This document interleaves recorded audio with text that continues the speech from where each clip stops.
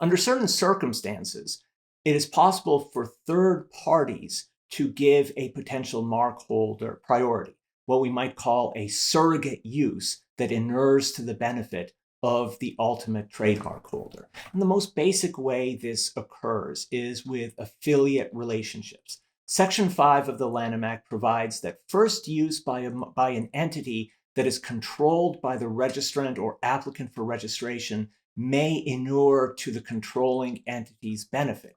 So a first use may be to another's benefit if the party controls the nature and quality of the goods or services. Now, this is a critical rule for franchising agreements, that if you are in business and you're in business not as somebody who owns every single restaurant, but rather as a franchisor, you kind of create the formula for a particular product or particular, something to sell to the public. And you, for whatever reason, find it inefficient to be the one who actually owns all the franchises. What you want to do is find franchisees, and franchisees are going to follow your rules and market under your mark. And without a recognition of affiliate uses, there would be this potential problem that their uses of your mark might not inure to your benefit and might be seen as an abandonment of your mark. And to the extent that we think franchising relationships are potentially efficient, worthwhile, worth pursuing, a franchisor might not be best positioned to determine, which part of town X to open the McDonald's. It may be useful to allow franchising relationships and to allow trademarks to continue in that context, particularly where, as with franchise agreements, you see a lot of control on the part of the franchisor of exactly what it is the franchisee is supposed to do. It is as if, the McDonald's experience is more or less similar from state to state, region to region, franchise to franchise, even though the actual owner of the local McDonald's franchise in all those places are local individuals not affiliated with those in other states.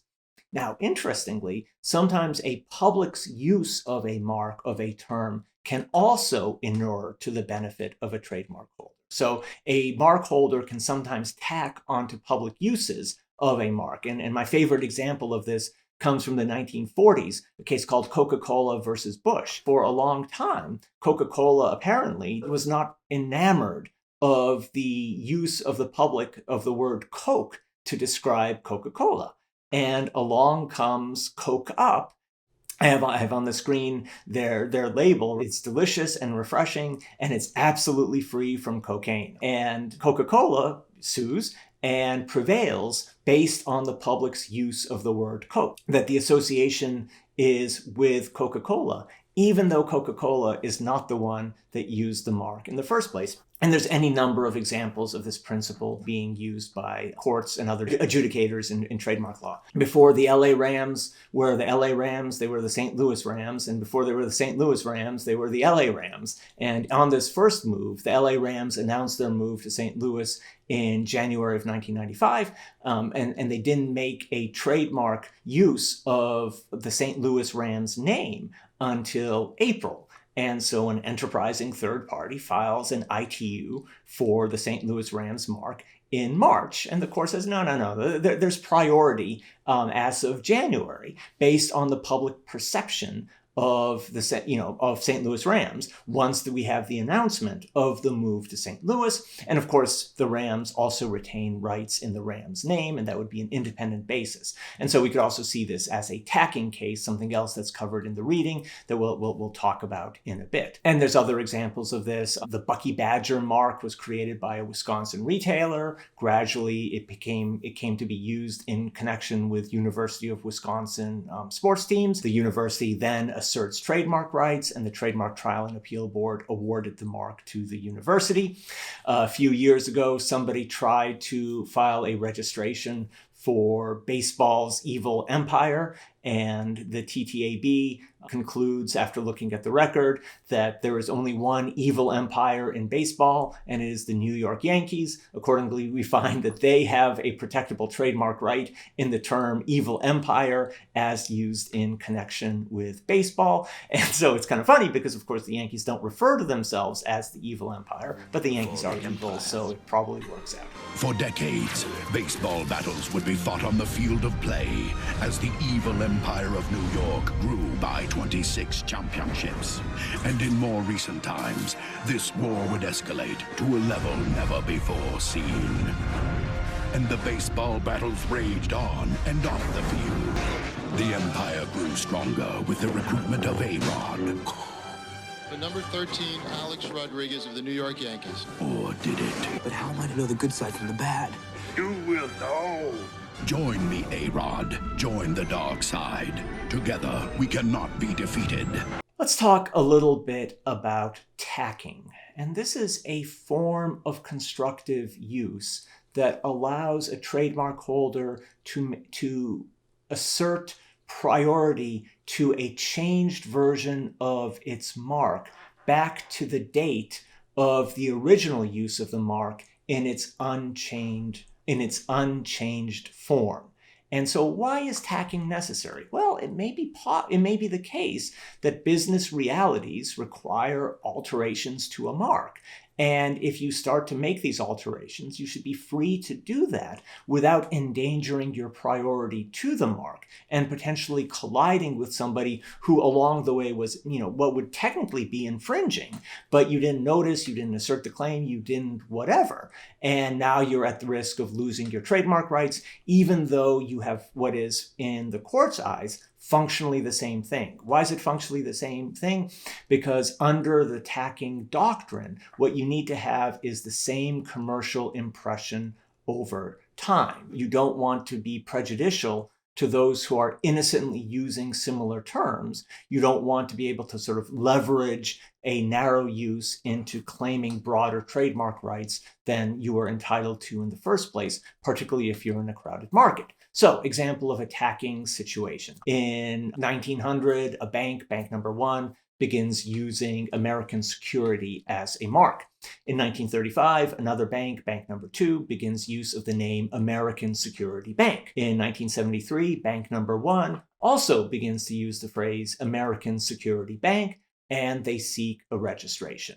Who ought to prevail? And in the real-life case on which that's based, bank number 1 wins. And the court concludes, while American Security Bank is a distinguishable 3-word mark, the word bank itself is purely descriptive and adds nothing to the origin indicating significance of American security.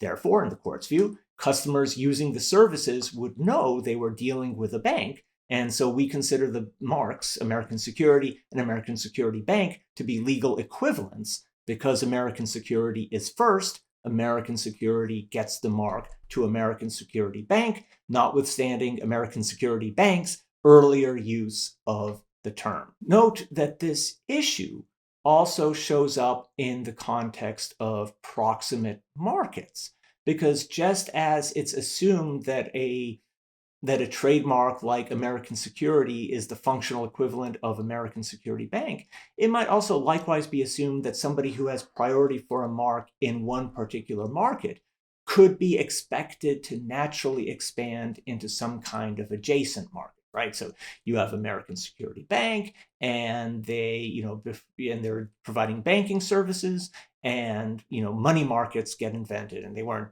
previously used, and now American Security Bank is going to offer American Security money markets. Do they have priority for those kinds of services? Well, would we expect a bank to get into that kind of business, right? And this is a tricky question in some cases, and so for a particularly adventuresome use of proximate market priority, there's one that comes from the McCarthy Treatise, where he writes that an intervening user of Jaguar on cologne was held not to have a superior right, where the owner of the mark on autos later expanded into the fragrance market. Because the Jaguar mark was so strong, the defendant's initial use on cologne, rather than giving it priority, was actually an act of infringement.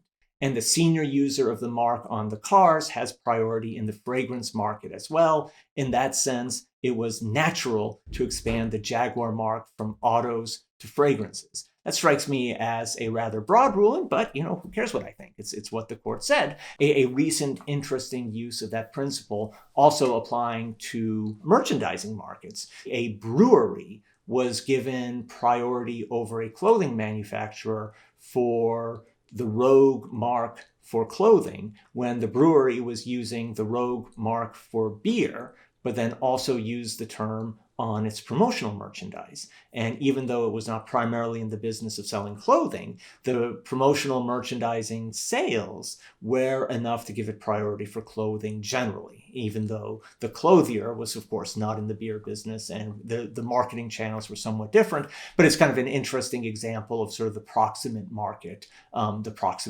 situation.